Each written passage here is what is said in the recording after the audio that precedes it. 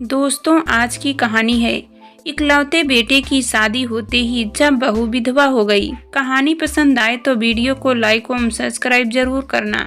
ओ mummy, भावुक मत बनो, समझने की कोशिश करो। दूसरी तरफ से आवाज सुनते ही शारदा के हाथ से टेलीफोन का चोंगा छूटकर अधर में झूल गया। कानों में जैसे पिघलता शीशा पड़ गया। दिल दहला देने वाली एक दरुड़ चीख दीवारों से खिड़कियों को पार करती हुई पड़ोसियों के घरों से जा टकराई। सब चौंक पड़े और चीख की दिशा की ओर दौड़ पड़े। क्या हुआ बहन जी? किसी पड़ोसी ने पूछा तो शारदा ने कुर्सी की ओर इशारा किया। अरे कैसे हुआ यह सब? कब हुआ? सभी चकित से रह गए। अभी अभी आए थे, शारदा ने रोते रोते कहा। अखबार लेकर बैठे थे, मैं चाय का प्याला रख कर गई। थोड़ी देर में चाय का प्याला उठाने आई तो देखा चाय वैसी ही पड़ी है, अखबार हाथ में है। सो रहे हो क्या? मैंने पूछा पर कोई जवाब नहीं। चाय तो पी लो, मैंने फिर वहाँ कहा, मगर बोले ही नहीं। मैंने कंधा पकड़कर झिझोड़ा तो गर्दन एक तरफ लुढ़क गई। मैं घबरा गई। डॉक्टर को दिखाया। डॉक्टर को ही तो दिखा कर आए थे, शारदा ने रोते हुए बताया। 1-2 दिन से कह रहे थे कि तबीयत कुछ ठीक नहीं है, कुछ अजीब सा महसूस हो रहा है।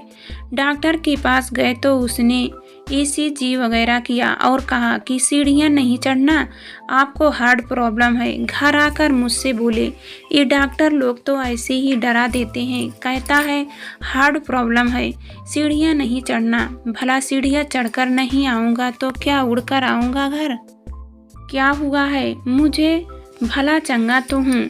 लाओ चाय लाओ। अखबार भी नहीं देखा, आज तो अखबार लेकर बैठे ही थे। बस मैं चाय का प्याला रख कर गई। इतनी ही देर में सब कुछ खत्म। शारदा विलख पड़ी। बेटे को फोन किया। पड़ोसी महेश जी ने झूलता हुआ चोंगा क्रिंडल पर रखते हुए पूछा। हाँ किया था। कब तक पहुँच रहा है? वह नहीं आ रहा। शारदा फिर विलख पड़ी। कह रहा था आना बहुत मुश्किल है, इतना आसानी से छुट्टी नहीं मिलती। दूसरे उसकी पत्नी डैनी वहाँ अकेली नहीं रह सकती। यहाँ वह आना नहीं चाहती क्योंकि यहाँ दंगे बहुत हो रहे हैं। मुसलमान ईसाई कोई भी सुरक्षित नहीं है यहाँ। कोई मार दे तो मुसीबत। बिजली घर में कर दो सब, वहाँ किसी की ज़रूरत नहीं। सब कुछ अपने आप ही हो जाएगा। और कोई रिश्तेदार है यहाँ? हाँ, एक बहन है, शारदा ने बताया। अरे हाँ, याद आया, परसों ही तो मिलकर आए थे सुहास जी। उनसे कह रहे थे कि यहाँ मेरी दीदी है, उनसे ही मिलकर आ रहा हूँ। आप उनका पता बता दे तो हम उन्हें खबर कर दे। शर्मा जी ने कहा। वहाँ फौरन एक आदमी दौड़ाया गया। सबने मिलकर सुहास के पार्थिव शरीर को जमीन पर लिटा दिया। आसपास की और महिलाएं भी आ गई जो शारदा को सांत्वना देने लगी। रोती बिलखती सुधा दीदी आ पहुंची। हाय रे भाई रे, क्या हुआ तुझे? परसों ही तो मेरे पास आया था, भला चंगा था। यह क्या हो गया? मुझे एक ही दिन में जाना तो मुझे था, चला तू गया।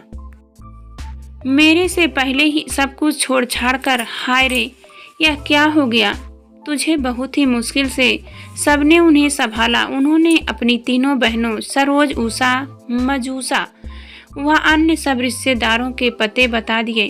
फौरन सबको सूचना दे दी गई। थोड़ी ही देर में सब आ पहुँचे। काफ़ी देर तक कोहराम मचा रहा, फिर सब शांत हो गए और शारदा रोए ही जा रही थी। सुधा दीदी कितनी ही देर तक शारदा के चेहरे की ओर एकटक देखती रही। शारदा के चेहरे पर 22 वर्ष पुराना माँ का चेहरा उभर आया। जब बाबूजी गुजरे थे और उन्होंने बंगलौर फोन किया था, बाबूजी नहीं रहे, फौरन आ जाओ।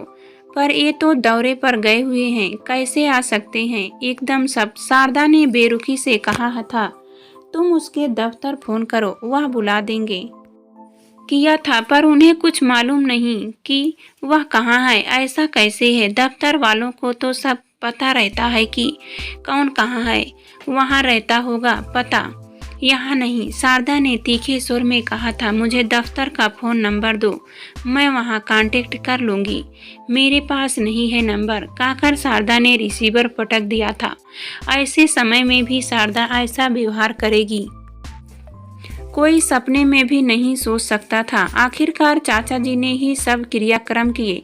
इसने जैसा किया वैसा ही अब इसके आगे आया।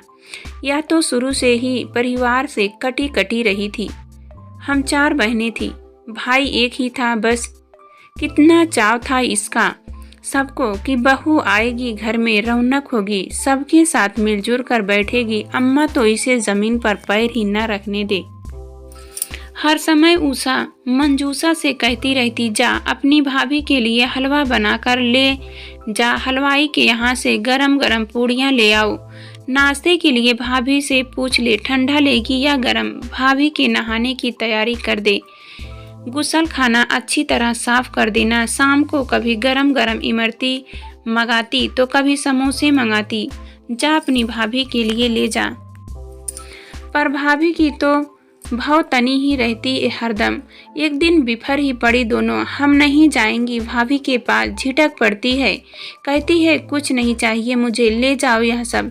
सरोज ने माँ से 1-2 बार कहा भी, क्या ज़रूरत है इतना सिर चढ़ाने की, रहने दो, स्वाभाविक तरीके से अपने आप खाएगी पिएगी, जब भूख लगेगी। तुम क्यों चिंता करती हो बेकार। अरे कौन सी 5-7 बहुएं आएंगी, एक ही तो है, उसी पर अपना लाड चाव पूरा कर लूं। पर इसने तो उनसे लाड चाव की कभी कद्र ही न जानी, न ही ननदे कभी सुहाई। आती ही यह तो अलग रहना चाहती थी। इंतफाकमन सुहास की बदली हो गई और बंगलोर चली गई। सबसे दूर उषा मंजूषा की शादियों में आई थी, बिल्कुल मेहमान की तरह। न किसी से बोलना चालना, न किसी काम धंधे से ही मतलब। कमरे में ही बैठी रही थी, अलग थलग सबसे, गुमसुम बिल्कुल। और अभी भी ऐसे बैठी है जैसे पहचानती ही न हो। चलो नहीं तो ना सही, हमें क्या, हम तो अपने भाई की आखिरी सूरत देखने आए थे, देख ली, अब हम काहे को आएंगे यहाँ। राम नाम सत्य है, राम नाम सत्य है की आवाज से दीदी की तंद्रा टूटी। अर्थी उठ गई, हाहाकार मच गया। सब अर्थी के पीछे पीछे चल पड़े। आज माँ के घर का यह संपर्क भी खत्म हो गया। औरत कितनी भी बड़ी उम्र की हो जाए, माँ के घर का मोह कभी नहीं टूटता। नीति ने आज वह भी तुड़वा दिया। कैसा इंतजार रहता था राखी टीके का। सुबह से ही आ जाता था और सारा दिन हंसा हंसा कर पेट दुखा देता था। ये तीनों भी यहाँ आ जाती थी मेरे पास ही। आरती के पीछे पीछे चलते हुए वह फिर फूट पड़ी। अब कहाँ जाना आना होगा, यहाँ जिसके लिए आते थे वही नहीं रहा, अब रखा ही क्या है यहाँ। अचानक उनकी नज़र शारदा पर पड़ी जो आरती के पीछे पीछे जा रही थी। उसके चेहरे पर मेकअप की जगह अवसाद छाया हुआ था। आंखों का आईलाइनर आंसुओं से धुल चुका था।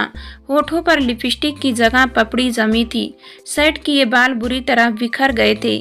मुड़ी तुड़ी सफेद साड़ी, बिना बिंदी के सूना माथा, सुनी मांग, रूखे केस और उजड़े वेश में उसका इस तरह वैधव्य रूप देखकर दीदी का दिल बुरी तरह दहल उठा। रंगत ही बदल गई इसकी तो जरा सी देर में।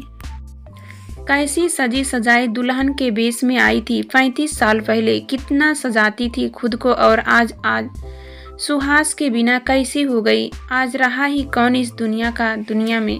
माँ बाप तो बाबूजी से पहले चल बसे थे। एक बहन थी, वह शादी के 2-2.5 साल बाद अपने साल भर के बेटे को लेकर ऐसी बाजार गई, सो आज तक नहीं लौटी। एक भाई है, वह किसी माफिया गिरोह से जुड़ा है, कभी जेल में कभी बाहर। एक ही एक बेटा है, वह भी इस दुख की घड़ी में मुंह फेर कर बैठ गया।